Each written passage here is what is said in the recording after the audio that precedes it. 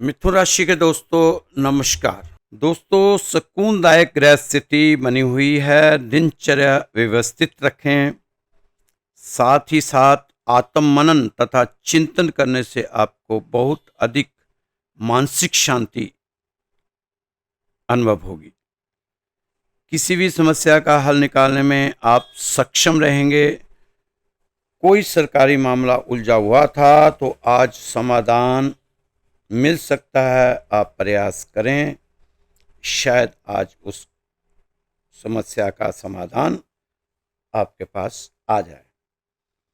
आलस को अपने ऊपर हावी ना होने दें। इसकी वजह से कुछ उपलब्धियां आपके हाथ से निकल सकती है।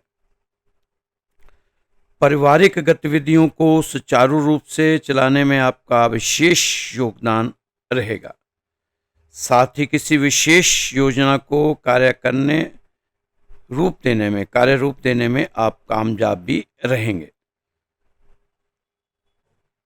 विद्यार्थी तथा युवा वर्ग अपनी पढ़ाई और अपने लक्ष्य को हासिल करने के लिए और अधिक प्रयास करें तो फायदा मिलेगा। इस समय कोई नजदीकी मित्र अथवा संबंधी जलन की भावना से आपके खिलाफ कोई अफवाह फैला सकता है, लेकिन निश्चित रहें आपका कुछ भी अहित नहीं होगा। आज आपका पूरा ध्यान आर्थिक स्थिति को व्यवस्थित करने में रहेगा। भविष्य संबंधी योजनाओं पर भी विचार होगा। पारिवारिक जिम्मेदारियों को आप बखूबी निभाएंगे, बखूबी निभाना चाहिए। घर की व्यवस्था भी उचित बनी रहेगी। बैंक संबंधी गतिविधियों में कुछ व्यवधान आ सकते हैं। तनाव की बजाय शांति से हल निकालने का प्रयास करें तथा नकारात्मक प्रवृत्ति के लोगों से दूरी बनाकर रखें, क्योंकि इसका असर आपकी मनोस्थिति पर पड़ सकता है। अपनी वर्तमान गतिविधियों को और अधिक बेहतर बनाने की कोशिश आपकी रहनी चाहिए।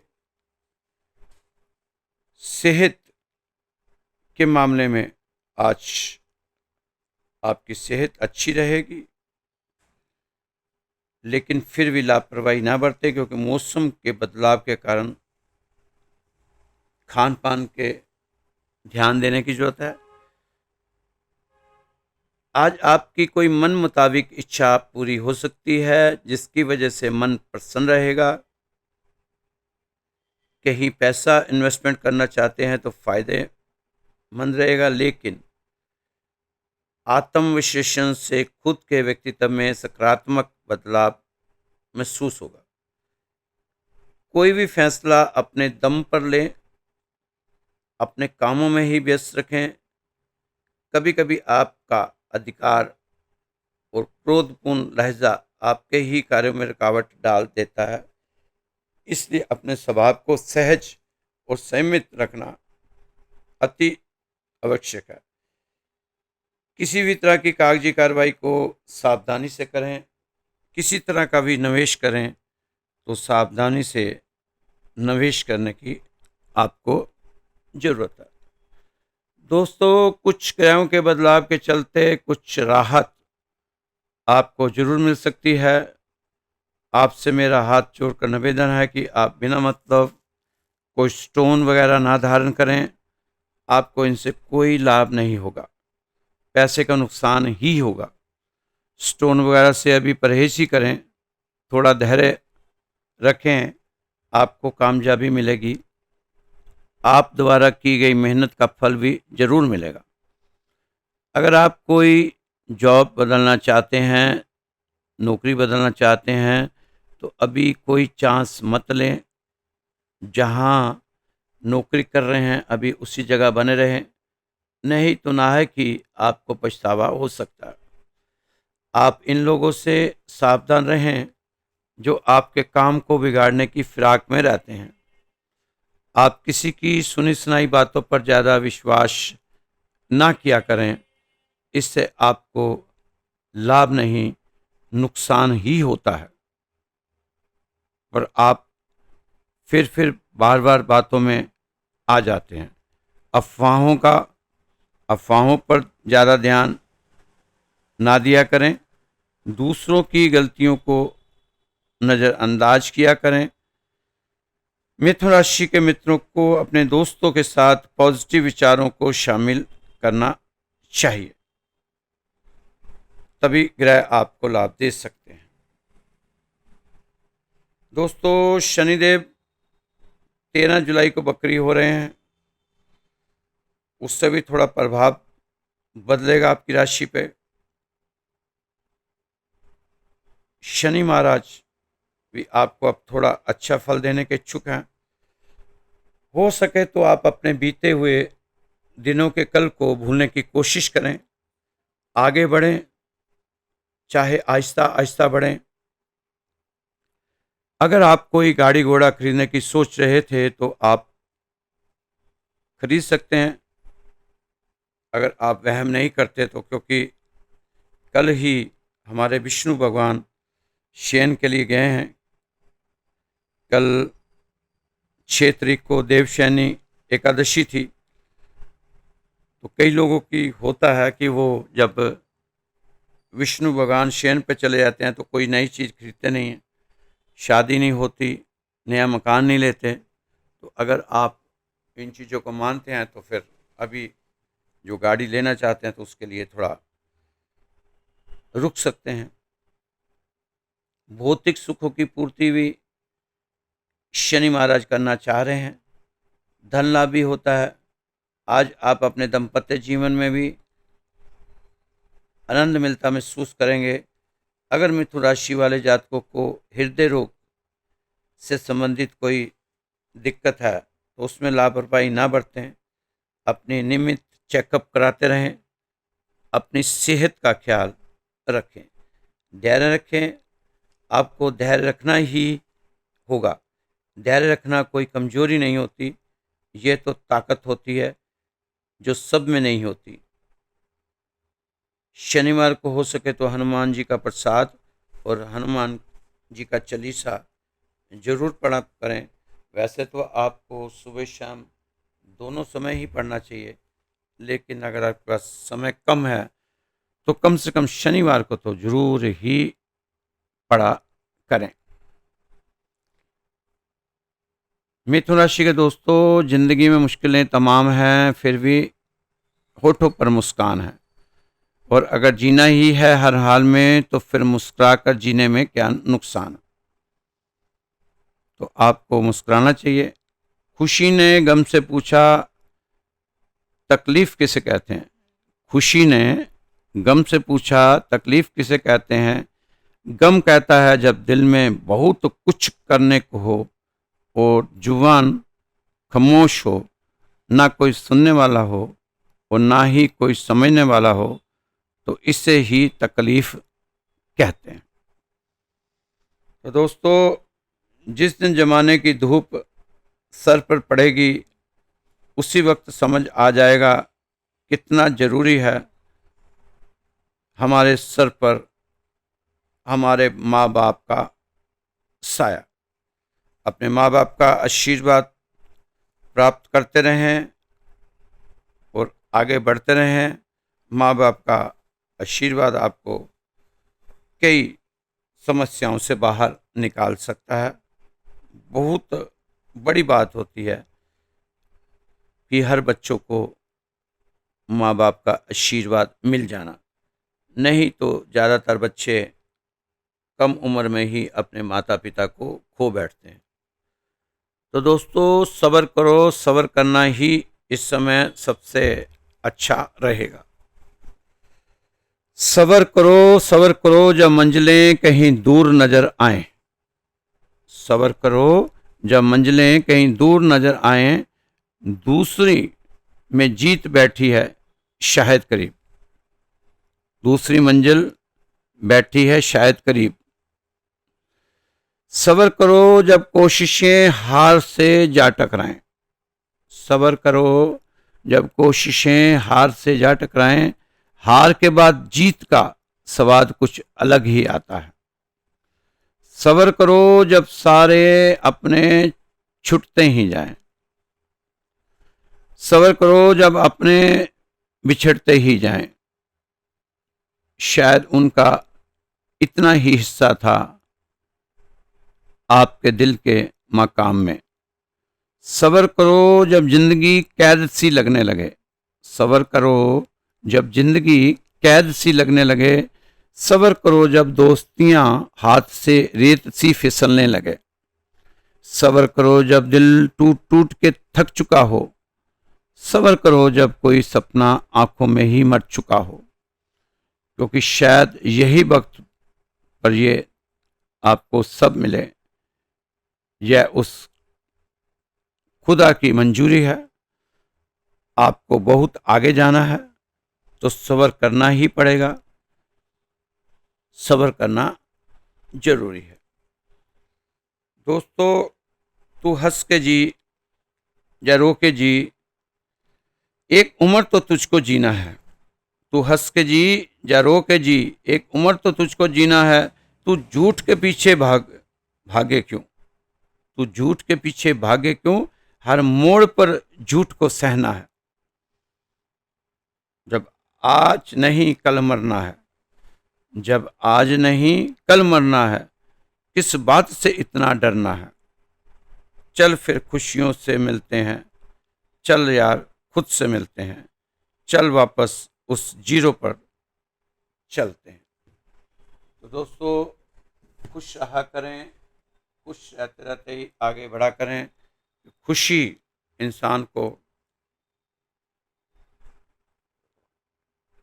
बहुत तसल्ली देती है। एक छोटी सी कहानी है मिथुन राशि के दोस्तों। आपको शिकायत रहती है कि आजकल कहानी सुनानी बंद कर दी। आप देखते नहीं हो, 5-7 मिनट की तो राशि देखते हो आप। मैं 1-1 घंटे की राशि बोलता हूँ, इतनी मेहनत करता हूँ, लेकिन आप 5-7 मिनट से ज़्यादा देखते ही नहीं। तो फिर मैंने भी आजकल राशि को छोटा कर दिया। अब आस्ता आस्ता इसको 2-4-5 मिनट में ही सीमित कर दूंगा। कहाँ 1 घंटे की राशि होती है, कभी आधे घंटे की होगी। अब पूरी राशि को देखता ही नहीं।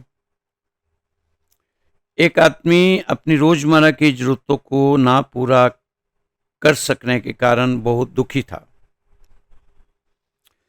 वह जिस काम में भी हाथ डालता, उस काम में उसको नुकसान होता। जौन सी नौकरी करने जाता, वहां कुछ ना कुछ उसका वाद विवाद हो जाता और नौकरी से निकाल दिया जाता, या फिर नौकरी में ज्यादा काम करना पड़ता और तरक्की नहीं मिलती। तंग आ चुका था वो, हर जगह नुकसान खाता, बहुत तंग था, तंग हो गया था जीवन से। जीवन उसे बोझ लगने लगा। तो आखिर में एक दिन उसने फैसला कर ही लिया कि अब वह नहीं जिएगा। ऐसे मर मर के क्या जीना, ऐसे मर मर के जीने से अच्छा है एक बार में ही मर जाता हूं और आत्महत्या कर लेता हूं। वह निकल गया घर से मरने के लिए। जिस नदी के किनारे वह मरने गया, एक सूफी फकीर बैठा हुआ था। उसने उसको बचा लिया, खींच लिया मरने से पहले ही कि क्या कर रहे हो। वह कहने लगा था कि मत रोको मुझे, अब मुझे मरने दो, चैन से मरना भी दोगे? जी तो नहीं सका, कम से कम चैन से मरने तो दो। बहुत हो गया, जिंदगी में कुछ भी नहीं, सब बेकार है। जो चाहा नहीं मिला, जो नहीं चाहा वही मिला। परमात्मा मेरे खिलाफ है तो मैं भी क्यों स्वीकार करूं यह जीवन। उस फकीर ने कहा, ऐसा करो, एक दिन के लिए रुक जाओ। एक दिन में रुकने में क्या जाएगा?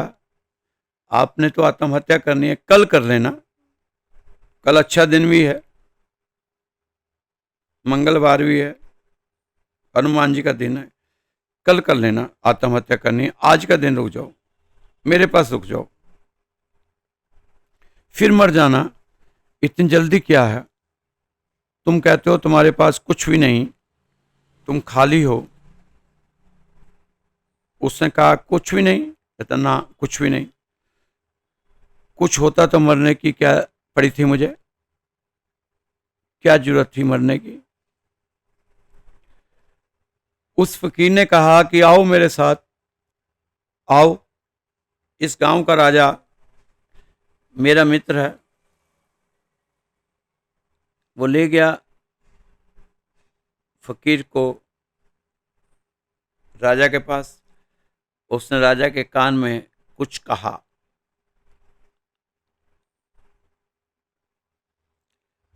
राजा ने कहा 1 लाख दूंगा। उस आदमी ने इतना ही सुना, फकीर ने राजा के कान में क्या कहा वो नहीं सुना। राजा ने कहा 1 लाख दूंगा। फकीर आया और उस आदमी के कान में बोला कि राजा तुम्हारी दोनों आंखों का 1 लाख देने को तैयार है। 1 लाख में खरीद रहा है तुम्हारी दोनों आंखें, तैयार है राजा, बिल्कुल खरीदने को तैयार है राजा। बेचते हो? उसने कहा क्या मतलब, आंख को बेच दूं?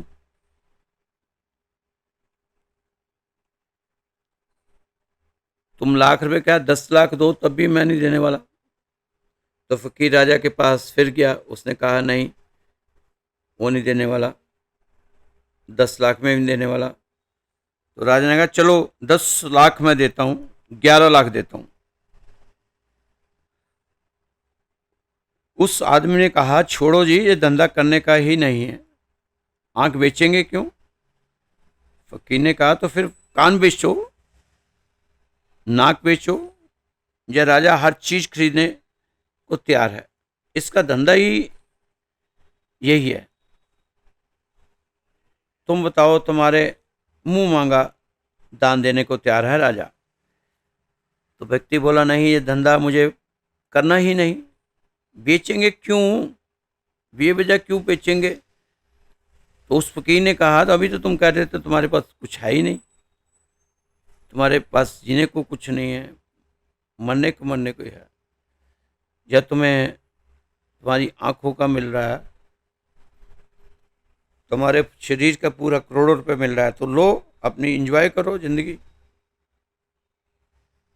तो तब उसको समझ आया था कि जो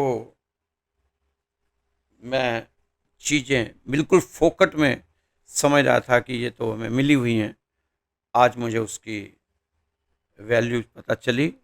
अब मैं ज़िंदगी में मरूंगा नहीं, अब मैं जीऊँगा और जी जी के मरूंगा, ना कि मर मर के जीऊँगा। तो दोस्तों, हर आदमी को चाहिए कि हमारे पास जो है उसका धन्यवाद भगवान को करते रहें। ये ना हो कि जो हमारे पास नहीं है बस उसी की डिमांड हमेशा भगवान से रहती रहे। दोस्तों, मैं ये कह रहा हूँ, आप झुकने की कला सीख लो। आप इसकी फिक्र छोड़ दो कि आप किसके आगे झुक रहे हो। मैं तो आपसे ये कह रहा हूँ कि आप झुकने की कला सीखो, वृक्ष के सामने झुक जाओ। अगर आदमियों से झुकने में तुम्हें अड़चन आती है तो गाय माता के सामने झुक जाओ, पत्थरों के सामने झुक जाओ, पहाड़ों के सामने झुक जाओ। तुमसे बस यही कहा जा रहा है, आप झुकने की कला सीखो। अपने घर में घुसे तो मेन गेट से अंदर झुकते हुए जाओ। मैं ये नहीं कह रहा हूँ कि परमात्मा के सामने झुको। असल में आप इस बात को समझो कि आप परमात्मा के सामने झुकोगे। मैं ये कह रहा हूँ कि अगर आपको झुकने की कला सीख ली तो आपको हर जगह परमात्मा दिख जाएगा। झुकने की कला आँख है। तुम झुकोगे, झुकने में रस के लिए, झुकने में सार है। किसके सामने झुके इसका सवाल ही नहीं। झुकना असली गणित है, और अगर तुम झुक गए तो तुम बुरे से बुरे को शुभ देख लोगे, बुरे से बुरे में भी शुभता नजर आएगी आपको, अगर थोड़ा सा भी आप झुक गए तो। दोस्तों, जिसके जीवन में कब क्या घटित हो जाए, विधि के अलावा किसी को कुछ भी पता नहीं होता, किसी को कुछ पता नहीं होता। इसलिए अपने लक्ष्य में सबके लिए सदैव कुशलता की कामना रखिए, सबका अच्छा सोचें, सबका भला सोचें। आप अकेले जरूर रहें, लेकिन मिथुन राशि वालों ने अपने मतलब की खातिर किसी के पांव नहीं पकड़े, ये तय है। इतने भी वफादार ना, बल्कि लोग आपको जानवरों की श्रेणी में रखने लगे, इतना भी वफादार ना बनो दोस्तों। तो वफादारी का आजकल मापदंड लोगों ने बुज़दिली बना दिया गया, लाचार बना दिया गया। आज के ज़माने में अच्छा होना सबसे बड़ी खराबी है। आप ही आपके काम आएंगे। खुद से मशवरा करना लाभ है। इस संसार में सबसे गहरे जख्म अपने ही देते हैं, जो सहे भी नहीं जाते और किसी से कहे भी नहीं जाते।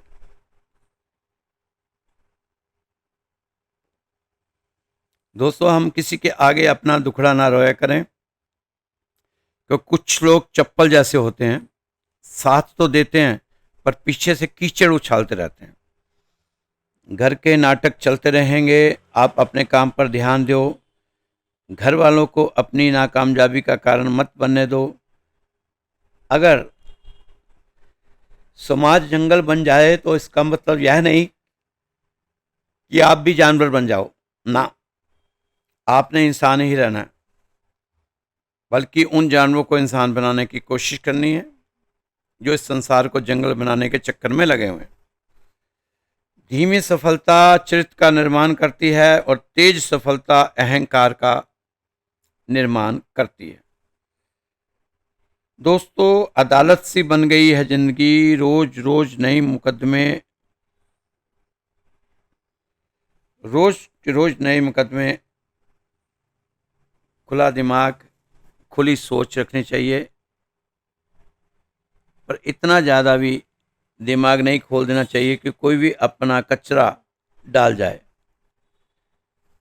लग चुकी है तलब मंजिल की, खुद को आंख में झोंक देंगे, खुद को आग में झोंक देंगे। ठोकरें कहती हैं मारा जाएगा, हौसले कहते हैं देख लेंगे।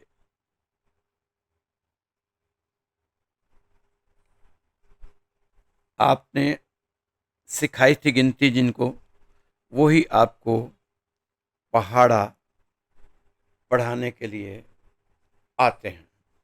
तो दोस्तों, ये कलयुग है, चिंता ना करें। आप अपने काम में लगे रहें, ईमानदारी के साथ। लोगों की ज़्यादा परवाह ना करें, क्योंकि लोग इस समय सिर्फ पैसे को ही समझ रहे हैं, पैसे की भाषा बोलते हैं, पैसे की भाषा समझते हैं।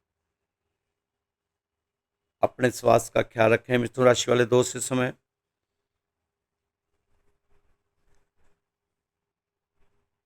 बाहर के खाने से परहेज करें, क्योंकि बारिश के दिन है, सावन का महीना शुरू होने वाला है, तो इसमें बाहर का वैसे भी खाना नहीं चाहिए। शुद्ध सात्विक भोजन करना चाहिए सावन के महीने में। तो दोस्तों, ये राशि फल आपको श्री राधे श्याम मंदिर द्वारा बताया जाता है। ये दिल्ली में स्थित है मंदिर, 17 साल पुराना मंदिर है ये। इसमें लोगों की काफ़ी मनोकामनाएं पूरी होती हैं। मन्नतों वाला मंदिर है ये। आपके लिए भी अगर चाहते हैं कि हमारी अरदास लगाई जाए, तो अपना नंबर,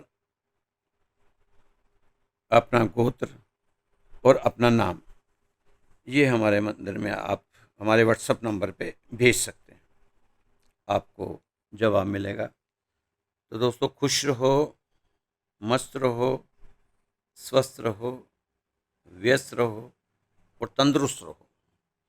मेरा नंबर है 9315336907। इस नंबर पर आप हमें संपर्क कर सकते हैं। जय श्री कृष्णा, जय श्री राधे।